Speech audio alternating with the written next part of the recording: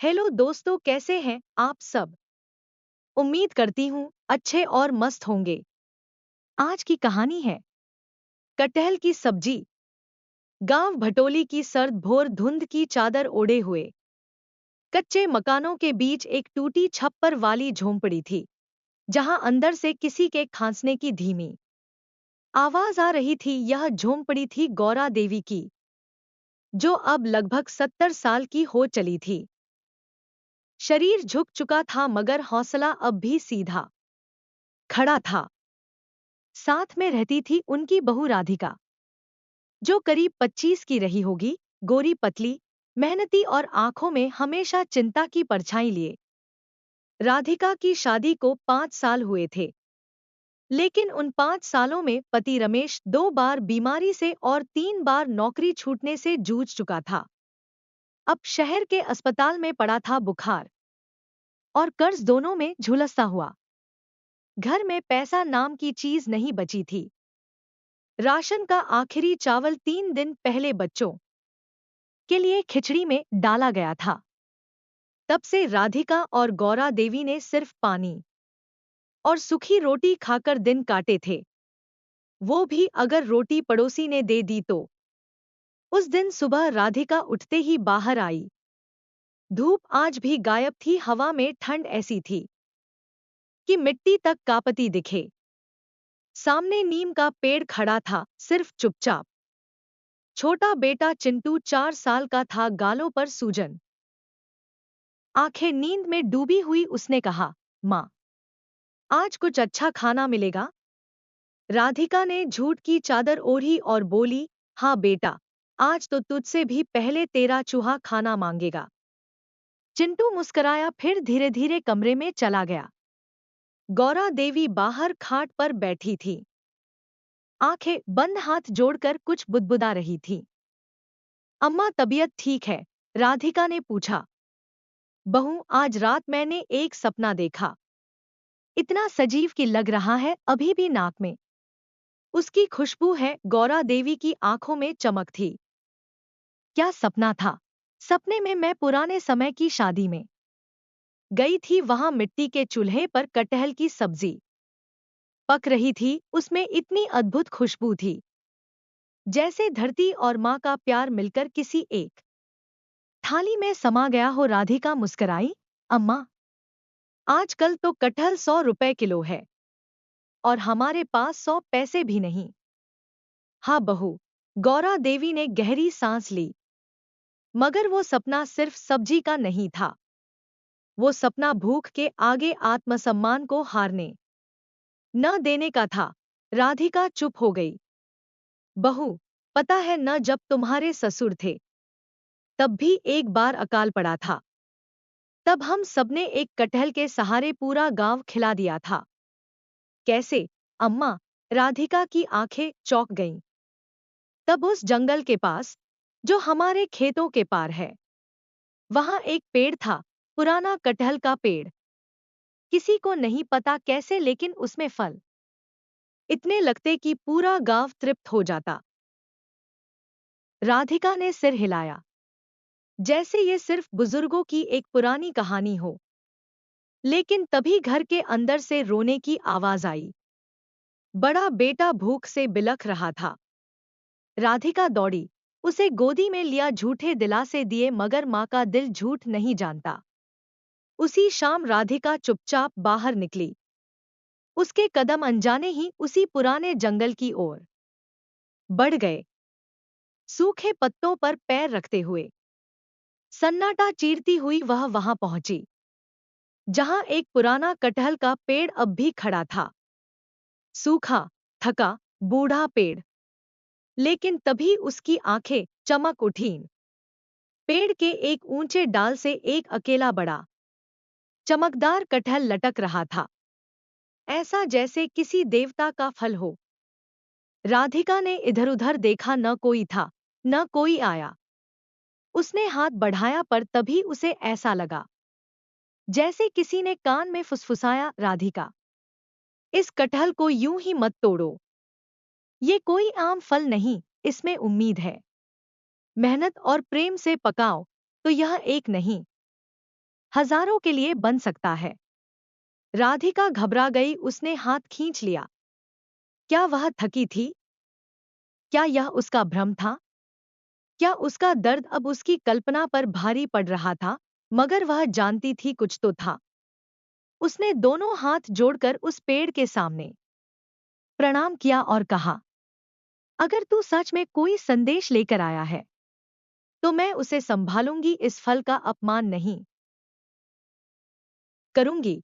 और उसने धीरे से, प्यार से वह कटहल तोड़ लिया, जैसे कोई माँ गोद से बच्चे को उठाती है। कटहल की जादुई सब्जी। राधिका ने जैसे ही कटहल तोड़ा, हवा की एक लहर उसके चेहरे से टकराई। वह कोई साधारण हवा नहीं थी, उसमें एक पुरानी खुशबू थी, मिट्टी की, माँ की, और कुछ रहस्यमय सी। राधिका उस फल को अपनी आंचल में बांधकर घर लौटी। रास्ते में उसे कई लोग दिखे। कोई चूल्हा फूंक रहा था, कोई पत्तियां उबाल रहा था, हर चेहरा भूख से थका था। गौरा देवी ने कटहल को देखा, उसकी आंखों से आंसू बह निकले। यही था, यही वही सपना वाला फल है। बहुरिया चूल्हे पर मिट्टी की हांडी, चरी लकड़ी की जगह गोबर के उपले जलाए पानी, नमक, थोड़ी सी सरसों और दो सूखे मसाले, और कटहल जैसे वह कोई प्रसाद हो। पकने की शुरुआत होते ही एक अजीब सी सुगंध फैलने लगी। पड़ोस की बूढ़ी कमला काकी आई, फिर पंडित जी, फिर चौरसिया हलवाई। सबने सिर्फ सूंघा और चेहरे बदल गए। गौरा देवी ने सब्जी को बांटना शुरू किया। एक कटोरी, बस एक, और जो भूख हो वो याद रहे। जिसने खाया उसने कुछ महसूस किया। किसी को माँ की याद आई, किसी को पहली बार जिंदगी में चैन महसूस हुआ। एक बूढ़ा कहने लगा, मेरे तो घुटनों का दर्द कम हो गया इसको खाकर। राधिका खुद हैरान थी, सिर्फ एक कटहल से पूरे मोहल्ले की थालियां भर गईं। और फिर भी हांडी खाली नहीं हो रही थी। दोस्तों, स्टोरी को पूरा अंत तक जरूर सुने। यदि आप हमारे चैनल पर नए हैं और अभी तक आपने चैनल को सब्सक्राइब नहीं किया है तो प्लीज वीडियो को लाइक और चैनल को सब्सक्राइब जरूर कर लें। अभी कर लें, क्योंकि बाद में आप भूल जाएंगे। गौरा बोली, इसमें माँ अन्नपूर्णा की कृपा है बहू। ये जादू नहीं, भक्ति है। रात को जब सब सो गए, राधिका बाहर आई। कटहल के छिलके वहीं मिट्टी में गड़े थे और वहीं एक छोटा सा पौधा उगाया था। उसी कटहल का। सुबह सुबह गांव की सरपंच की पत्नी आई। बहू, सुना है कुछ खास सब्जी बनाई थी कल? राधिका घबरा गई। हाँ, एक पुराना कटहल था, जंगल के पास, उससे बनाई। सरपंचन बोली, आज हमारे घर भोज है, क्या तुम वैसी ही सब्जी बना सकती हो? गौरा ने मना कर दिया, बेटी, वो कोई आम सब्जी नहीं थी, उसके लिए मन भी पाक होना चाहिए। मगर राधिका ने कहा, अगर सबको भूख मिटानी है तो हम फिर कोशिश करेंगे। वे उसी पेड़ के पास गईं। पेड़ सूना था, लेकिन जमीन से एक और फल निकल आया था। इस बार जब भोज बना, गांव भर के लोग खाने आए, पर इस बार वह असर नहीं हुआ।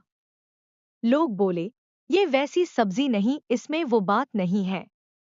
गौरा ने सबको बैठाकर कहा, पहली बार हमने भूख से नहीं, दिल से खाना बनाया था। अब जब हमें वाहवाही चाहिए तो स्वाद बदल गया। वह दिन था जब राधिका को समझ आया, भोजन पेट से पहले आत्मा को छूना चाहिए। राधिका अगली सुबह फिर गई। कटहल का पेड़ अब हरा हो रहा था। नीचे एक पुराने पत्थर पर कुछ उकेरा गया था, जो भूखे को प्रेम से खिलाए उसका भूख भी देवता हो जाता है। वहीं गांव की पुरानी रसोई का ढांचा मिला। अंदर पुरानी रेसिपी की एक किताब, जिन्हें पढ़कर राधिका ने समझा, खाना सिर्फ मसाले से नहीं, भावना से बनता है। अब राधिका रोज कुछ लोगों को प्रेम से बुलाकर खिलाती, धीरे धीरे वह थाली गांव में चर्चित हो गई। एक दिन शहर से एक न्यूज रिपोर्टर आया। उसने कटहल की रसोई को अपने चैनल पर दिखाया। भूख मिटाने वाली बहू नाम से राधिका वायरल हो गई। मगर वह अब भी वही थी, मिट्टी से जुड़ी, चूल्हे पर बैठी। शहर से एक होटल मालिक आया और बोला, बहू जी, चलिए हमारे साथ, आपकी रेसिपी हम 5,000 में बेचेंगे। राधिका ने मुस्कुराकर कहा, मैं भूख बेचती नहीं, मिटाती हूं।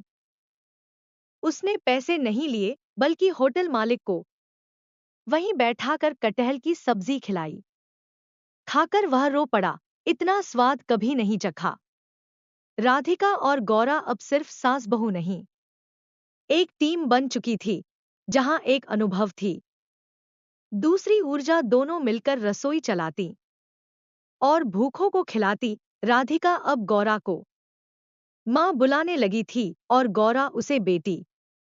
गांव के लोग बोले, तुम इसे बड़ा व्यापार बनाओ, बहुत मुनाफा होगा। गौरा बोली, कटहल व्यापार नहीं, विश्वास है। लेकिन राधिका ने एक रास्ता निकाला, जो भूखा हो उसके लिए मुफ्त, जो खा सके उससे दान। रसोई अब चलती थी सबके सहयोग से। एक दिन गांव की एक औरत ने चोरी से रेसिपी चुराई और शहर में स्टॉल लगाया। मगर लोगों ने कहा, स्वाद तो है पर असर नहीं। राधिका ने उसे बुलाया और गले लगाया। खाना चुराया, कोई बात नहीं, पर भाव भी चुरा लेती। कुछ पंचायत सदस्य बोले, यह सब अंधविश्वास है। गौरा बोली, अगर भूख मिटाने को अंधविश्वास कहो, तो हाँ, हम अंधविश्वासी हैं। लोगों ने तालियां बजाईं। अब पंचायत ने खुद एक जमीन दी, कटहल रसोई केंद्र के लिए। एक दिन पेड़ से आखिरी कटहल गिरा। राधिका ने उसे प्यार से उठाया। अब वह जानती थी, यह फल उसका आखिरी संदेश है। उसने उससे खाना बनाया और गांव भर के बच्चों को खिलाया। बच्चों ने कहा, बुआ, जब हम बड़े होंगे, हम भी ऐसी रसोई बनाएंगे। गांव अब आत्मनिर्भर हो गया था। हर गली में एक छोटी रसोई, हर घर में कटहल का पौधा। राधिका अब सिर्फ बहू नहीं, गांव की माई बन चुकी थी। गौरा देवी की आंखें बंद हुईं, मुस्कान लिए, जैसे उन्हें अब चिंता नहीं रही, क्योंकि अब कटहल की जादुई सब्जी सिर्फ एक स्वाद नहीं थी, वह एक सोच थी, एक संस्कार। कटहल की जादुई सब्जी ने स्वाद और सेवा का जो संगम रचा था, उसने पूरे क्षेत्र को बदल दिया था। अब हर किसी की जुबान पर एक ही बात थी, वैसी कटहल वाली सब्जी फिर कहीं नहीं मिली। राधिका ने गांव की और बहुओं को रेसिपी सिखानी शुरू की। हर बहू ने उसमें अपनी माँ का प्यार डाला, अपने हाथों का अनुभव और अपनी आत्मा का भाव। कटहल की सब्जी अब स्वाद में भी अद्भुत हो चली थी, कभी सूखी, कभी रसदार, कभी भरवा पराठों में, कभी लिट्टी के साथ। राधिका ने एक नई कहावत शुरू की, कटहल की सब्जी, स्वाद भी साधना भी।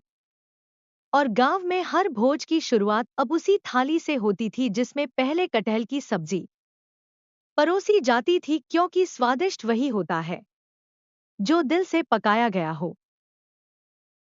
प्यारे दोस्तों, यह कहानी यहीं पर समाप्त होती है। आपको यह कहानी कैसी लगी, कमेंट बॉक्स में जरूर बताएं। अगर आपको हमारी ये कहानी पसंद आई हो, तो कृपया हमारे वीडियो को लाइक, शेयर और चैनल को प्लीज सब्सक्राइब जरूर कर लें। इससे हमें मोटिवेशन मिलता है और आप तक ऐसी ही प्रेरणादायक और मजेदार कहानियां सबसे पहले पहुंचती रहेगी। प्यारे दोस्तों, नमस्कार।